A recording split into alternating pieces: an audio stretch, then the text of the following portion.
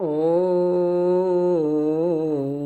अखण्डमण्डलाकारं व्याप्तं येन चराचरं तत्पदं दर्शतं येन तस्मै श्रीगुरुवे नमः।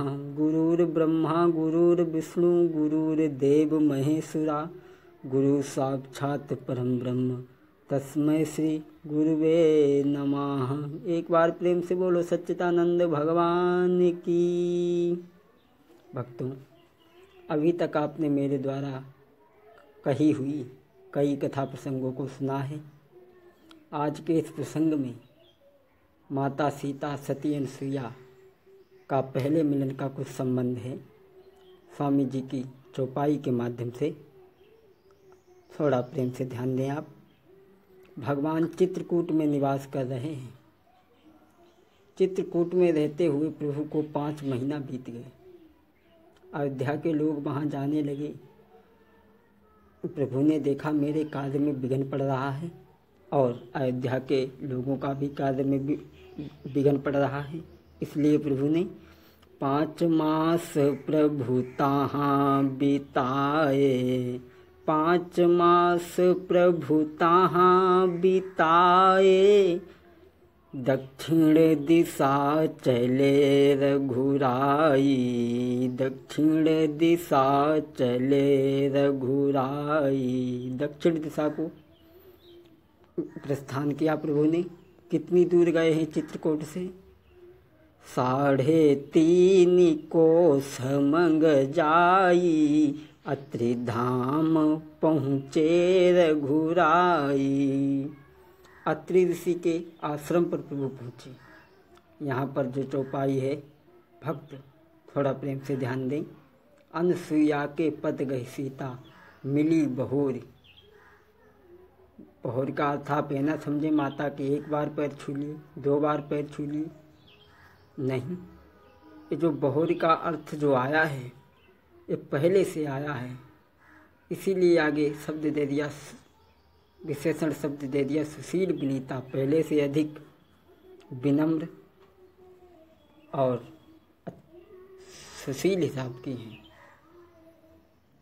तो पहले कम मिली थी। इस बात को देखें आप।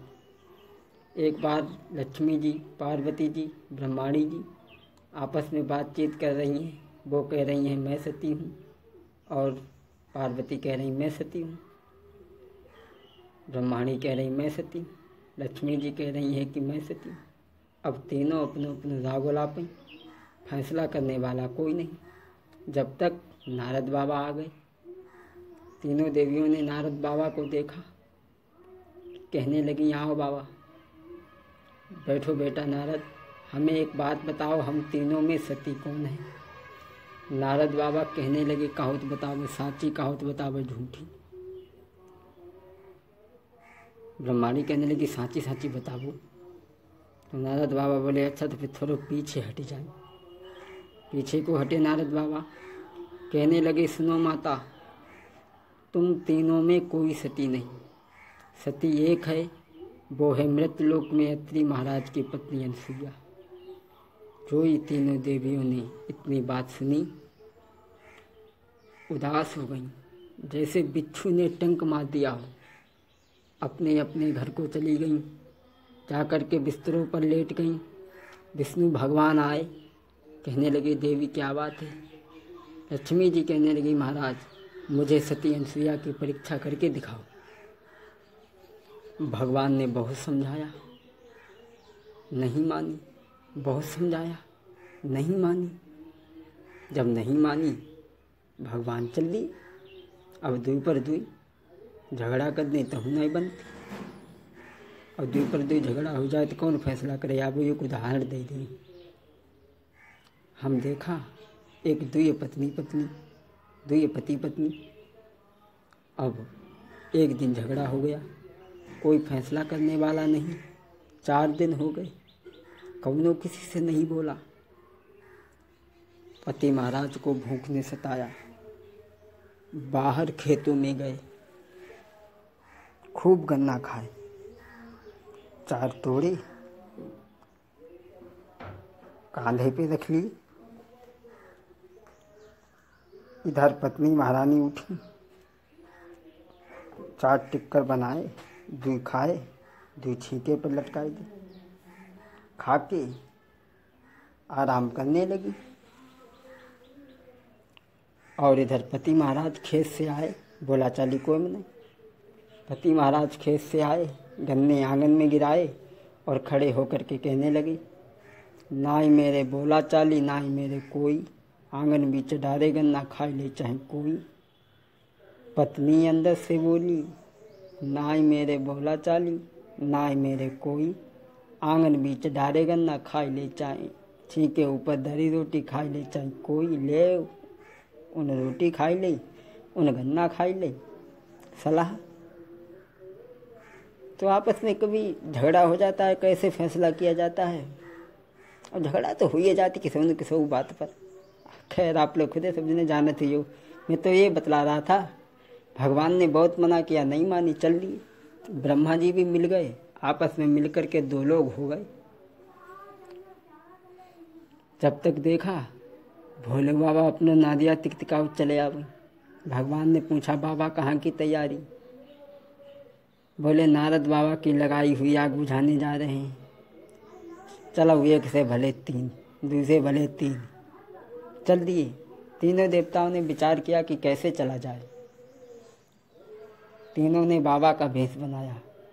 सती परीक्षा लेने हित साधु का रूप भगवन धारा, लिए हाथ में मृग छाला, लिए हाथ में मृग छाला। तीनों ने बाबा का भेष बनाया और जंगल में पहुंची। अनसुईया के दरवाजे पर आवाज़ लगा दी।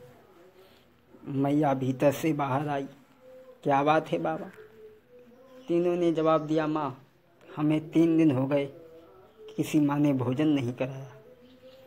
अनसुईया कहने लगी, नहीं बाबा ऐसा नहीं हो सकता। अरे तुम किसी से माँ को वो तुम्हें भोजन न कराए। तीनों देवता कहने लगे, नहीं माँ मुझे किसी ने भोजन नहीं कराया। अनसुईया कहने लगी, ठीक है तो मैं तुम्हें भोजन कराऊंगी। तीनों देवता कहने लगे, माँ मेरी एक शर्त है। बंधु जरा शर्त को देखें, क्या शर्त है? गए परीक्षा के लिए ब्रह्मा विष्णु महेश, और कहा बसन तजी दीजिए, भोजन करही हमेश। तीनों देवताओं ने कहा, माँ आप नंगिन होकर के भोजन परसें, आप परसें मैं खाएं। अनसुईया ने सोचा, गजब हो गया, मैं एक पतिव्रता स्त्री हूँ, मैं ऐसा नहीं कर सकती।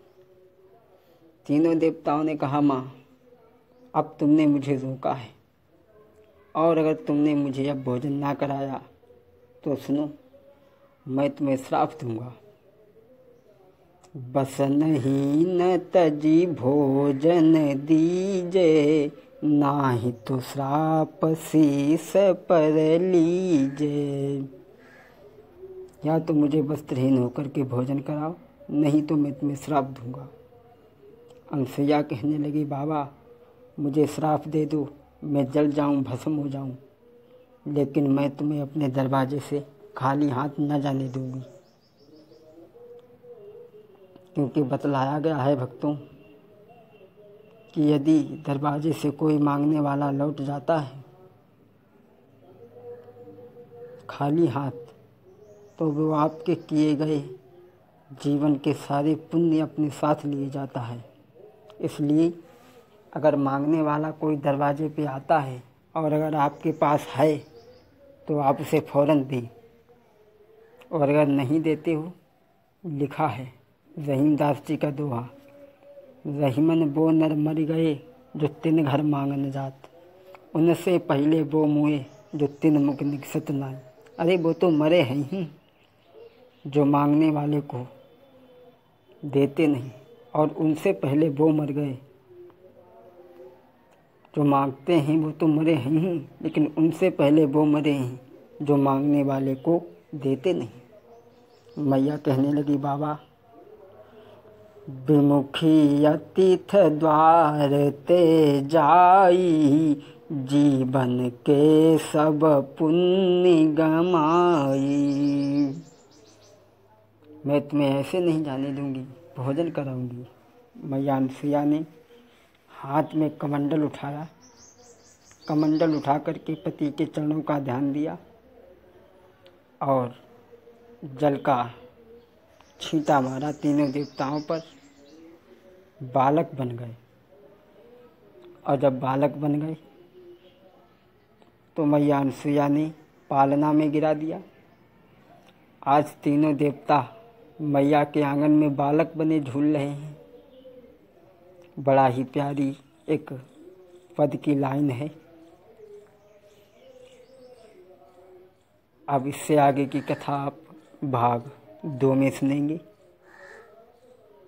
बोलिए सच्चिदानंद भगवान की।